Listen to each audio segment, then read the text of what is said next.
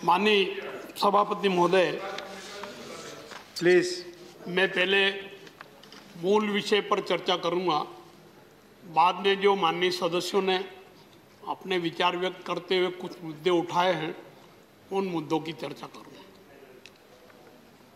अभी वर्तमान में तमिलनाडु में जो 7 जातियां हैं वो अलग अलग क्रम पर उल्लेखित है। उसका उल्लेख मैंने प्रारंभिक वक्तव्य में कहा है, मैं उसको दोहराना नहीं चाहूँगा। इस बिल का उद्देश्य ये जो 7 जातियां हैं, इन 7 जातियों को देवेंद्र कुला वेलालर के नाम से इन जातियों के आम लोग अपने आप को मानते हैं। तमिलनाडु राज्य सरकार ने इस आशय का प्रस्ताव भेजा कि इन 7 जातियों को समाहित करके एक नाम दे दिया जाए, देवेंद्र कुला वेलालर। प्रक्रिया ये है कि किसी राज्य सरकार से अगर कोई प्रस्ताव आता है तो उस प्रस्ताव को हम आरजीआई के पास भेजते हैं और आरजीआई अगर सहमति देता है तो फिर हम उसको आयोग के पास भेजते हैं। आयोग भी अगर सहमत हो जाता है तो फिर सरकार उस पर कार्रवाई करती है, कैबिनेट में जाता है वो विषय। कैबिनेट द्वारा स्वीकृति आने के बाद विधेयक के रूप में संसद में प्रस्तुत किया जाता है। उसी प्रक्रिया का पालन हमने किया है। इसका राजनीति से या तमिलनाडु में जो चुनाव हो रहे हैं उससे इसका कोई लेना देना नहीं। योग संयोग 2015 से ये प्रक्रिया चलते चलते अब पूरी हुई और इस कारण से इसको सदन में लाया गया। ये आरोप कि तमिलनाडु में चुनाव है इस कारण से इस बिल को लाया गया है, तथ्यों से परे है, सत्य से परे है, इसमें कोई सत्यता नहीं है। और इस बिल के कारण जो स्थिति बनने वाली है, जो कानून बनने वाला है, वो केवल 2 क्रमांक में इन जातियों का समावेश करने वाला है। प्रविष्टि क 17 में निम्नलिखित प्रविष्टि की जाएगी: देवेंद्र कुला वेलालर, देवेंद्र कुलथन ब्रैकेट में कड्डयन, फिर तिरुनेलवेली, तुत्तुकुडी, रामनाथपुरम, पुदुकोट्टई, तंजावुर, तिरुवारूर और नागपट्टनम जिलों के तटवर्ती क्षेत्रों को छोड़कर, इन जिलों में लागू रहेगी पर इनके जो तटवर्ती क्षेत्र है उसको छोड़कर कल्लादी, कुडुम्बन, पल्लन, पन्नाडी, वातिरेयना, ये जाति का एक क्रमांक 17 में समाहित हो जाएगा। दूसरा एक इसका ख भाग है, प्रविष्टि 26 के स्थान पर निम्नलिखित प्रविष्टि रखी जाएगी, अर्थात कड्डयन, तिरुनेलवेली, तुत्तुकुडी, रामनाथपुरम, पुदुकोट्टई, तंजावुर, तिरुवारूर और नागपट्टनम जिलों में, क्योंकि कड्डयन जाति के समूह ने ये कहा कि इन जिलों में हमको कड्डयन नाम से ही पुकारा जाए, इसलिए ये प्रावधान किया गया है कि इन जिलों में कड्डयन जाति कड्डयन के नाम से ही पहचानी जाएगी। इन जातियों का एक जाति में समाहित कर देने के बाद भी विलोपन नहीं किया गया। अलग अलग समूह में अलग अलग क्रम पर दर्ज थी, उनको केवल एक क्रमांक 17 में दर्ज कर दिया गया है, ताकि अभी तक जिनके प्रमाण पत्र बने हुए हैं भविष्य में भी वो उपयोगी सिद्ध होते रहें और इस नाम का उल्लेख करने के बाद भी देवेंद्र कुला वेलालर जाति के नाम का प्रमाण पत्र उनको मिलेगा जो अनुसूचित जाति की श्रेणी में आएगा। और ये प्रावधान होने के कारण प्रविष्टि 28, 33, 49, 54 और 72 का लोप हो जाएगा। विधेयक तो केवल इस आशय का है, परंतु इस विधेयक पर चर्चा करते समय माननीय सदस्यों ने कुछ अन्य मुद्दे भी उठाए।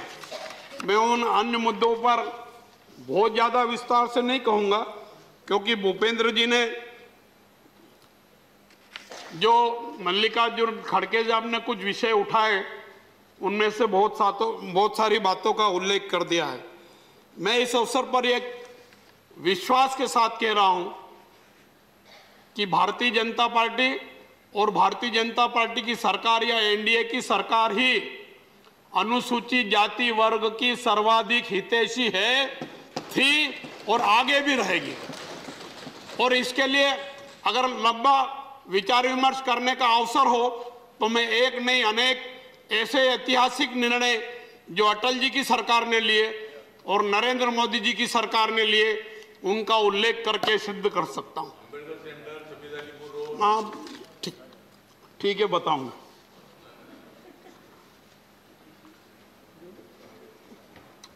अब खड़गे जी ने बोला कि 2015 में ये लोग प्रधानमंत्री जी से मिले थे, उस समय इसकी चर्चा क्यों नहीं? जैसे मैंने बताया कि ये प्रक्रिया है, प्रक्रिया में राज्य सरकार ने हमारे पास जब प्रस्ताव भेजा उसके बाद सिलसिला चालू हुआ और जैसा मैंने बताया कि आरजीआई में गया, आरजीआई ने सहमति दी, उसके बाद कार्रवाई आगे बढ़ी और इस कारण से ये प्रक्रिया पूरी होते होते अब सदन में ये आया है। इसमें शंका कुशंका करने की कोई आवश्यकता नहीं है। मैं इस समय उदाहरण देना चाहूंगा। खड़गे साहब उस सरकार के हिस्सेदार थे मेरी जानकारी अनुसार, और नहीं भी हो तो यूपीए की सरकार थी। आरक्षण को समाप्त करने का प्रयास किसने किया? हमारे ऊपर आरोप लगा रहे हैं, हमने कहीं भी आरक्षण को समाप्त करने का कोई भी प्रयास नहीं किया, सोचा भी नहीं और सोचेंगे भी नहीं। यूपीए की सरकार में अलीगढ़ मुस्लिम विश्वविद्यालय और जामिया मिलिया विश्वविद्यालय को, जो केंद्रीय विश्वविद्यालय थे, उसको अल्पसंख्यक विश्वविद्यालय घोषित कर दिया और वहां जो अनुसूचित जाति और जनजाति को आरक्षण मिलता था वो आरक्षण समाप्त कर दिया गया। किसने किया, मैं पूछना चाहता हूं। अगर खड़गे जी को याद हो तो बताएं कि किसने किया। बहुत सारे उदाहरण हैं। हम संविधान का सम्मान करते हैं। अटल जी जब प्रधानमंत्री बने तो उनको मीडिया के कर्मियों ने, प्रेस वालों ने पूछा, आपकी सरकार किस आधार पर चलेगी? उन्होंने कहा, मेरी सरकार अंबेडकर जी द्वारा बनाए हुए संविधान के आधार पर चलेगी। उन्होंने तो सीधा ये कहा था कि भीमवाद पर चलेगी, पर उसका आशय सीधा सीधा ये था कि मेरी सरकार संविधान के अनुसार चलेगी। और संविधान के अनुसार उन्होंने 6 साल सरकार चलाने का प्रयास किया। ये रिकॉर्ड है, हिंदुस्तान जानता है, अनुसूचित जाति और जनजाति और पिछड़े वर्ग के सब लोग जानते हैं। अटल जी की इस प्रकार की कार्यशैली की हर जगह प्रशंसा की गई थी, प्रशंसा हुई भी है। सरकार, जैसा मैंने कहा कि आरक्षण की पक्षधर है, थी और आगे भी रहेगी। और ये हमारे वरिष्ठ नेताओं ने भी कहा है, अटल जी ने भी कहा था और नरेंद्र मोदी जी ने भी कहा है। आदरणीय नरेंद्र मोदी जी के सरकार बनने के बाद हमने एक नहीं अनेक ऐसे निर्णय लिए जिसके कारण अंबेडकर साहब को सम्मान मिला। यह विषय सामने आ गया कि तेल चित्र कांग्रेस की सरकार में 50 साल होने के बाद भी क्यों नहीं लगे थे। अंबेडकर जी का चित्र सेंट्रल हॉल में कांग्रेस की सरकार रहते हुए क्यों नहीं लगे थे। कांग्रेस की सरकार गई और वीपी सिंह साहब की सरकार आई तभी जाकर के क्यों ये चित्र लगे थे, कांग्रेस के पास इसका कोई जवाब नहीं। अंबेडकर जी जब लोकसभा का चुनाव लड़े तो किसने हराया? उनके खिलाफ उम्मीदवार खड़ा करके। ये खड़गे साहब भली भांति जानते हैं, परंतु वो नेता प्रतिपक्ष है, उनकी मजबूरी है कि सरकार के कामों की आलोचना करना, पर आलोचना भी ऐसी की जो तथ्यों से दूर है, सत्यता से दूर है। इस प्रकार का कथन, इस प्रकार का बयान जिम्मेदार पद पर होने के बाद उनको देने की जरूरत नहीं है। इस विधेयक पर 10 माननीय सदस्यों ने अपने विचार व्यक्त किए। सबने इस विधेयक का समर्थन किया, किसी ने भी विधेयक का विरोध नहीं किया। समय पर क्यों नहीं हुआ, अब क्यों हो रहा है, इसकी जरूर चर्चा करने का कोशिश किया।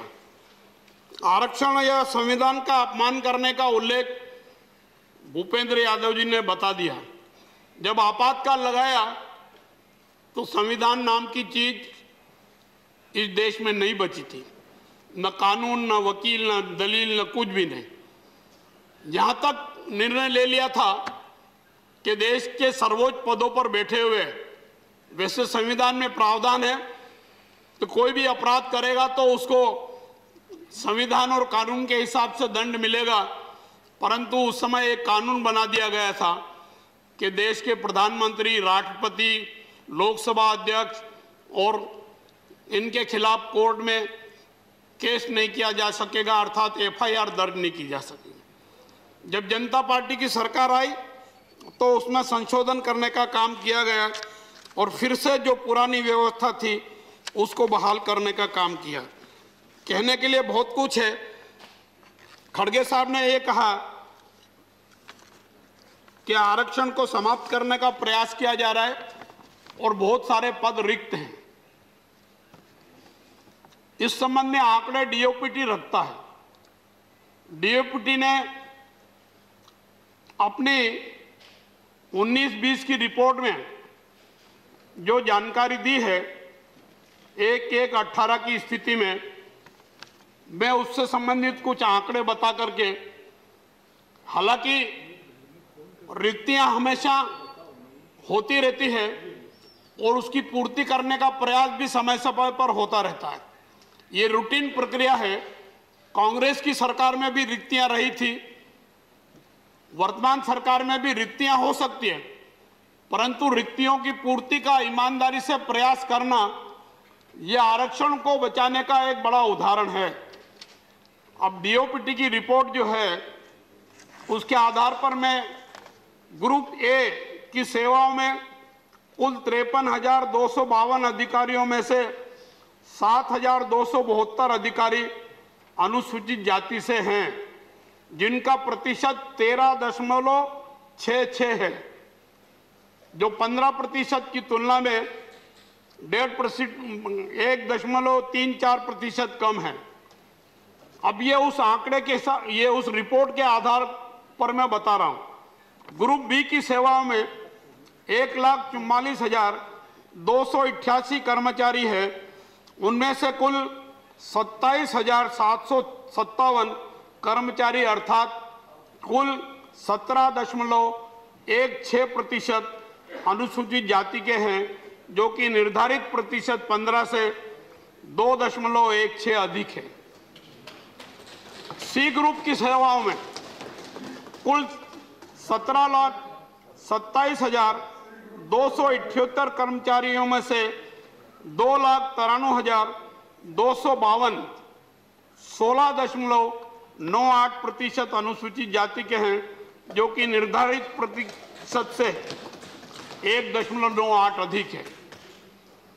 सी ग्रुप सफाई कर्मचारियों की सेवा में कुल 44,329 कर्मचारियों में से 17,574 जो 39.64% है एससी के हैं, जो कि निर्धारित प्रतिशत से 24.64% अधिक है। वर्ष 2018 हेतु अखिल भारतीय सेवाओं में आईएएस के एससी के लिए आरक्षित 27.1 पद है।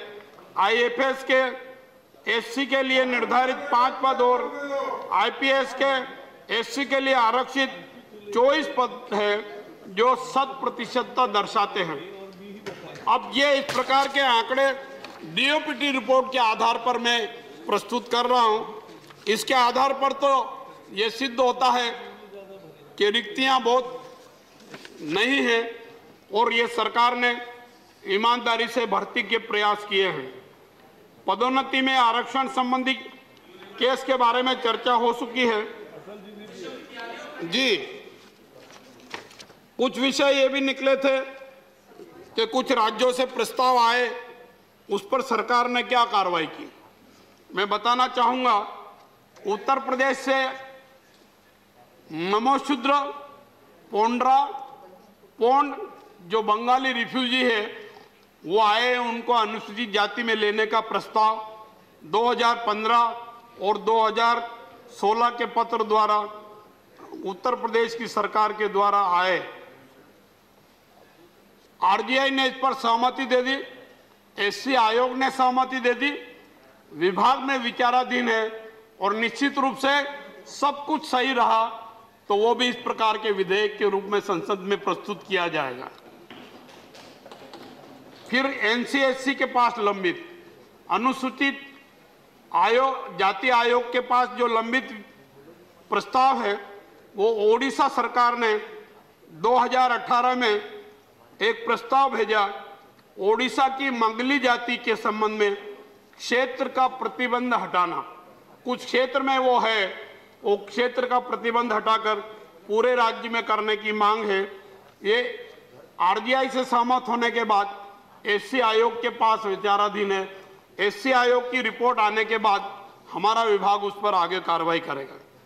आरजीआई के पास जो लंबित विषय है, कर्नाटक सरकार ने जो प्रस्ताव भेजे, कोटेगर मैत्री के पर्याय के रूप में कोटे क्षत्रिय, कोटेगरा, कोटेगवा, राम क्षत्रिय, कोटेयरा, सेरुगरा, शेरवेगरा को शामिल करने का उनका प्रस्ताव है।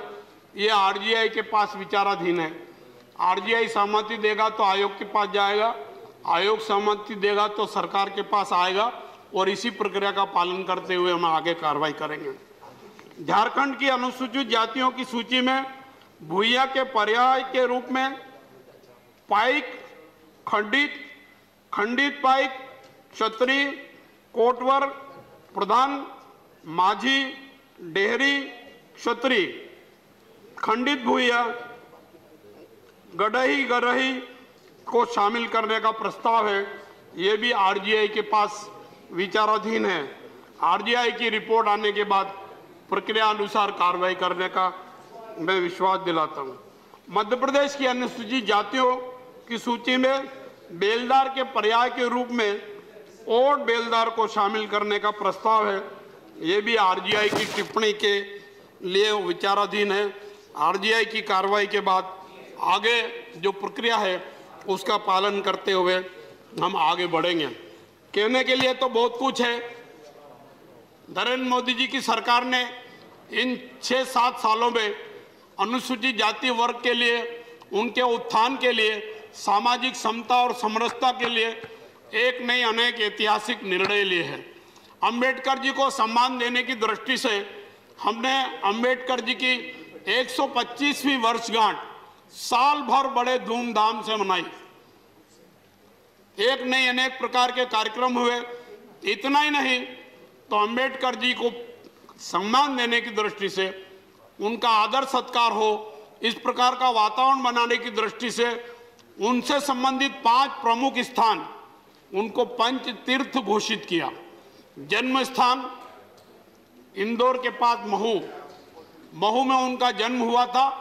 उस जन्म स्थल पर भव्य स्मारक बनाने का काम हमारी सरकार ने किया, किसी और सरकार ने नहीं किया। अगर किया हो तो विरोध पक्ष के लोग बता दें। हमने 1951 में उसकी शुरुआत की थी। अटल जी ने उसका भूमि पूजन किया था और सरकार 92 में चली गई, दूसरी सरकार आई, उस सरकार ने उसमें एक ईंट भी लगाने का काम नहीं किया। फिर से भाजपा की सरकार बनी, 14 करोड़ से अधिक खर्च करके वो भव्य स्मारक बनाने का काम हमने किया। शिक्षा भूमि, लंदन में जहां पढ़ते थे वो उच्च शिक्षा के लिए, उस शिक्षा भूमि को जब वो वहां रहते थे, जिस मकान में रहते थे, महाराष्ट्र की शिवसेना भाजपा सरकार ने खरीद करके उसको राष्ट्रीय स्मारक घोषित किया। पहले वाली सरकार ने क्यों नहीं किया, ये प्रश्न खड़ा होता है, इसका उत्तर उनको देने की जरूरत है। दीक्षा भूमि, नागपुर में जहां उन्होंने दीक्षा ली थी वहां भव्य स्मारक बना है। उस भव्य स्मारक को और विस्तार देने का काम अगर किसी ने किया है तो हमारी सरकार ने किया है। 9.5 करोड़ रुपए स्वीकृत करके उसका विस्तारीकरण और आधुनिकीकरण करने का काम किया है। जी हाँ जी। फिर अंबेडकर जी दिल्ली में जब रहते थे तो एक मकान में रहते थे, किराए के मकान में, बोल रहा हूं मैं, 26 अलीपुर रोड में रहते थे। लंबे समय से मांग की जा रही थी कि उस 26 अलीपुर रोड को अंबेडकर स्मारक का दर्जा दे करके वहां भव्य स्मारक बनाने का काम किया जाए, किसी ने नहीं किया। नरेंद्र मोदी जी की सरकार ने स्वीकृति दी, 100 करोड़ रुपए स्वीकृत किए। नरेंद्र मोदी जी ने उसका भूमि पूजन किया और वो बनकर के तैयार हो गया। नरेंद्र मोदी जी ने ही उसका उद्घाटन किया। उपाध्यक्ष महोदय, मैं आपसे निवेदन करना चाहूंगा कि आप कभी समय निकाल करके उस भव्य स्मारक को देखने का कष्ट करेंगे। निश्चित रूप से आप तारीफ करेंगे, आश्चर्यचकित होंगे कि इतना अच्छा भवन बनाने का काम आपने किया है। ये काम हमने किया है। चैत्य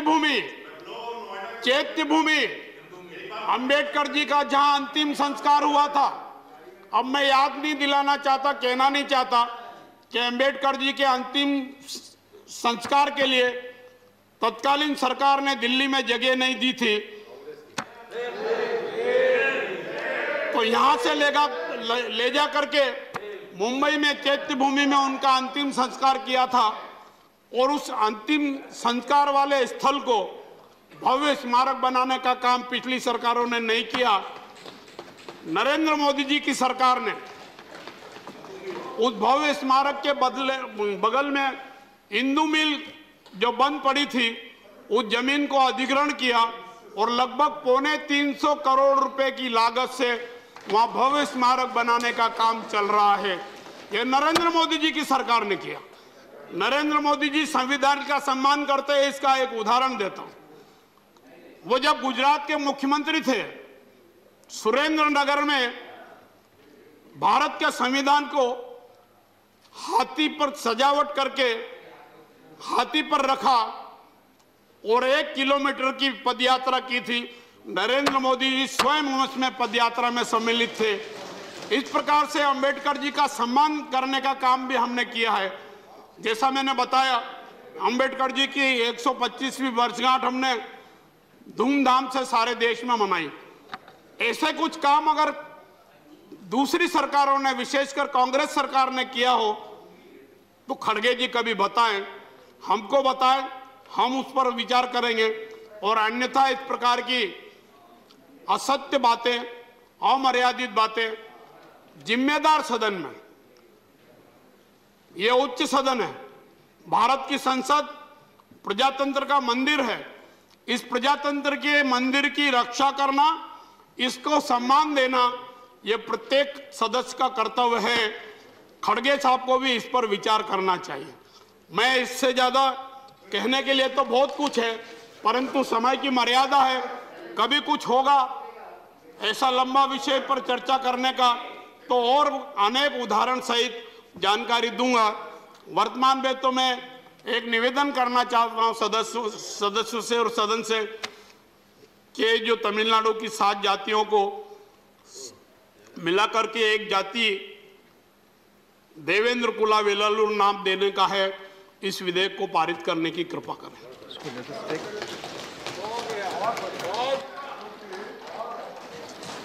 रिकॉर्ड स्ट्रेट करने के लिए मैं उनसे विनती करता हूं और आप दिल पर हाथ रखें। जो दिल्ली में 2 स्मारक, एक अलीपुर रोड पे और यहाँ पर अपने जो होटल के पीछे हैं, तो वो दोनों जगह का किसने मीटिंग लिया, पैसा किसने रखा और उसको परमिशन, सिर्फ मैं 3 ही महीने था social justice minister along with railways.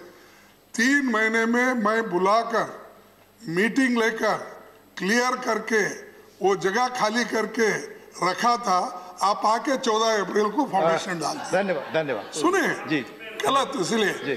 और ये मैं वो आदमी हूँ, 1977 में इंदिरा गांधी जी को गुलबर्गा ले जाकर जो स्टैचू आप यहाँ खड़े करे हैं और जिनकी नरेंद्र मोदी जी की बहुत तारीफ कर रहे हैं, मैं 77 में वहां पर बनाया हूँ। तो बार बार खड़गे साहब वो करे, खड़गे साहब ये नहीं, हम जो करे उतना करो। धन्यवाद, बस है। धन्यवाद।